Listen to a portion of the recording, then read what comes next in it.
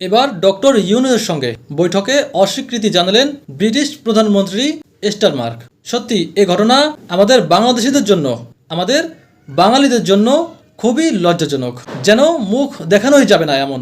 British এই প্রধানমন্ত্রী এই বৈঠকের অনুরোধে কোনো সাড়াই দেননি। শুধু কি তাই, ডক্টর ইউনূস যখন সেখানে পৌঁছালেন, সেখানে সরকারের পক্ষ থেকে কোনো ধরনের কোনো অভ্যর্থনা, সরকারি কোনো লোকজন তাকে রিসিভ করতে আসেনি। কোনো প্রকারের তাকে কোনো প্রোটোকল দেওয়া হয়নি। এখানেও শুধু কি তাই, এরপর ডক্টর ইউনূস যে হোটেলে উঠবেন, খুবই উচ্চমানের একটা হোটেলে তারা উঠবেন, কিন্তু সেই হোটেলের সামনের দরজা দিয়ে তারা প্রবেশই করতে পারেনি। কারণ সেখানে ডক্টর ইউনূসের বিরোধী লোকজনেরা, অর্থাৎ আওয়ামী লীগের লোকজনেরা সেখানে বিক্ষোভ মিছিল করতেছিল এবং সেখানে বিভিন্ন ধরনের চিত্র তারা তুলে ধরতেছিল এবং এই লোক সংখ্যা একদমই কম নয়। এরপর ডক্টর ইউনূস তার বহর নিয়ে সে হোটেলের পেছনের দরজা দিয়ে প্রবেশ করে। এটা কতটা লজ্জাজনক। এরপর সেই হোটেলের মধ্যেই তারা থাকে, যারা যেখান থেকে দেখা করতে আসে, ছোটখাটো বৈঠক করে, সাক্ষাৎ করে সে হোটেলের মধ্যেই। কারণ বাইরে কন্টিনিউ বিক্ষোভ মিছিল চলতেছিল। ডক্টর ইউনূসের এ সফর তার জন্য এবং আমাদের বাংলাদেশিদের জন্য এক অনন্য ইতিহাস হয়ে গেল। এবং আরও যে বিষয়টি, ডক্টর ইউনূস যে সেখানে প্রবেশ করলেন, একটা দেশের প্রধান একটা দেশে সফরের জন্য গেলেন, অথচ সেখানকার কোনো গণমাধ্যম, সেখানকার কোনো নিউজ চ্যানেলেই এটা নিউজ হলো না। অথচ টিউলিপ সিদ্দিকী, শেখ হাসিনার বোনের মেয়ে, তিনি যখন ডক্টর ইউনূসের সঙ্গে সাক্ষাতের জন্য চিঠি পাঠালেন, এই বিষয়টি সে দেশের গণমাধ্যমগুলোতে নিউজ হলো। অথচ ডক্টর ইউনূস সে দেশে গেলেন, সে দেশে অবস্থান করতেছেন, তিনি কেন এলেন, কি বিষয়ে, কোনো কিছুই কোনো নিউজ চ্যানেলে নিউজ হয়নি। এটাও কি লজ্জাজনক নয়?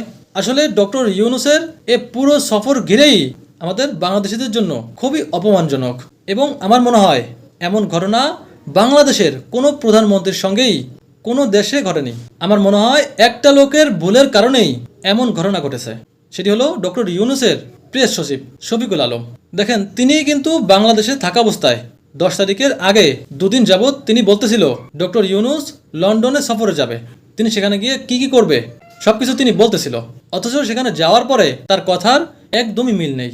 উনি আসলে নিজেকে দেশের প্রধান মনে করেন। উনি মনে করেন ওনার কথাতেই পুরো দেশ চলতেছে এবং উনি মনে করেন উনি নিজে যেটা বোঝেন এটা মনে হয় আর কেউ বোঝে না। উনি সবার থেকেই বেশি চালাক। এই পুরো ঘটনার দোষ যদি কাউকে দিতে হয় তাহলে আমি ওনাকেই দিব। দেখেন উনি কিভাবে মিথ্যা বলতেছিল। উনি সেখানে যাওয়ার পর যখন স্টারমারের সাক্ষাৎ পাচ্ছিল না, তখন তিনি বলল স্টারমার অর্থাৎ ব্রিটিশ এই প্রধানমন্ত্রী লন্ডনেই নেই, তিনি নাকি কানাডায় গিয়েছেন। এবং তারপরেই আমাদের দেশে সমস্ত নিউজ চ্যানেলে এটা নিউজ হলো। অথচ পরবর্তীতে জানা গেল ব্রিটিশ প্রধানমন্ত্রী লন্ডনেই ছিল, কিন্তু এ কথাটি মিথ্যা বলা হলো। এরপর এই প্রেস সচিব শফিকুল আলম তিনি নিজেই ভুল স্বীকার করলেন। আপনারা স্ক্রিনে দেখতে পাচ্ছেন, এটা নিয়েও নিউজ হয়েছে যে স্টারমার লন্ডনেই ছিলেন। আসলে জানি না ডক্টর ইউনূসের এ সফর এটা কি কোনো রাষ্ট্রীয় সফর, এবং যদি রাষ্ট্রীয় সফরই হয় তাহলে সেখানে তাকে রিসিভ করতে রাষ্ট্রীয় পক্ষ থেকে কেউ এলো না কেন, কোনো প্রোটোকল সেখানে ছিল না কেন? ডক্টর ইউনূস মূলত লন্ডনে গিয়েছেন পাচারকৃত, অর্থাৎ আগের সরকার বাংলাদেশ থেকে অনেক টাকা বিভিন্ন জায়গায় পাচার করেছে, তো লন্ডনেও কিছু টাকা আছে এটা তারা জানতে পেরেছে এবং সেই টাকা উদ্ধারের জন্যই তিনি লন্ডনে গিয়েছেন। এবং তিনি আরও কয়েকটা কাজের জন্য গিয়েছেন।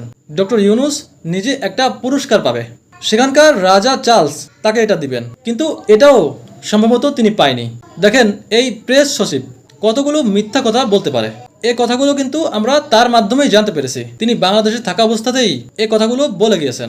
দর্শক, এরপর ডক্টর ইউনূস সেখানকার প্রধানমন্ত্রীর সাক্ষাৎ না পেয়ে সেখানকার বিমান সেবা এয়ারলাইন্সের কিছু কর্মকর্তাদের সঙ্গে সাক্ষাৎ করেছেন এবং একজন মাত্র সরকারি লোকের সঙ্গে তিনি সাক্ষাৎ করেছেন। তিনি একজন এমপি, আপনারা স্ক্রিনে দেখতেই পাচ্ছেন। অথচ এনাদের সঙ্গে সাক্ষাৎ করবেন দেশের মন্ত্রীরা, এটাও এক প্রকারের লজ্জাজনক বিষয়। এরপর সবশেষে বিএনপির ভারপ্রাপ্ত চেয়ারম্যান তারেক রহমানের সঙ্গে ডক্টর ইউনূসের বৈঠক হওয়ার কথা। এই বৈঠকটি খুবই গুরুত্বপূর্ণ।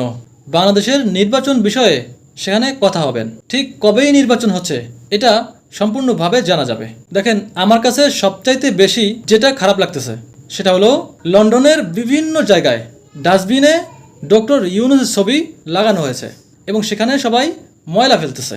সেখানে বাংলাদেশি প্রবাসীরাও ফেলতেছে এবং সেখানকার স্থানীয় বাসিন্দারাও ফেলতেছে। এটা আমার কাছে সবচাইতে বেশি লজ্জাজনক মনে হচ্ছে। দেখেন, তাকে নিয়ে এত বিক্ষোভ হলো, সেখানে তাকে মূর্তি আকারে বানিয়ে জুতা নিক্ষেপ করা হলো। এরপর ডাস্টবিনে তার ছবি দেওয়া হলো। এই সব কিছুই তারা কি দেখতেছে না? সেখানকার এমপি মন্ত্রীরা তারা দেখতেছে না? তারা এগুলো দেখে কি মনে করতেছে? তাদের কাছে কতটা ছোট হতে হলো আজ আমাদের। কি বলবো আসলে, খুবই কষ্ট নিয়ে কথাগুলো বললাম। আমি জানি না তারা কেন দিন তারিখ সময় নির্ধারণ না করে সে দেশে সফরের জন্য চলে গেলেন এবং সেখানে গিয়ে তাদের এত অপমানিত হতে হলো। তাদের সঙ্গে আমাদের গোটা বাংলাদেশকে তারা ছোট করলো। তো দর্শক, আজ এ পর্যন্ত। সবাই ভালো থাকবেন, সুস্থ থাকবেন। Bye bye.